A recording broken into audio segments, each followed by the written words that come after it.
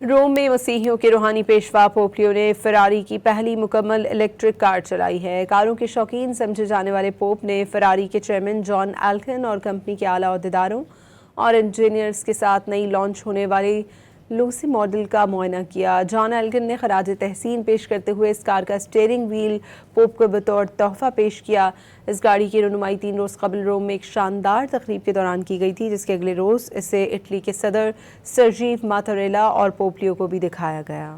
روم میں مسیحیوں کے روحانی پیشوا پوپ لیو نے فراری کی پہلی مکمل الیکٹرک کار چلائی ہے۔ کاروں کے شوقین سمجھے جانے والے پوپ نے فراری کے چیئرمین جان ایلکن اور کمپنی کے اعلیٰ عہدیداروں اور انجینئرز کے ساتھ نئی لانچ ہونے والی لوسی ماڈل کا معائنہ کیا۔ جان ایلکن نے خراج تحسین پیش کرتے ہوئے اس کار کا اسٹیئرنگ وہیل پوپ کو بطور تحفہ پیش کیا۔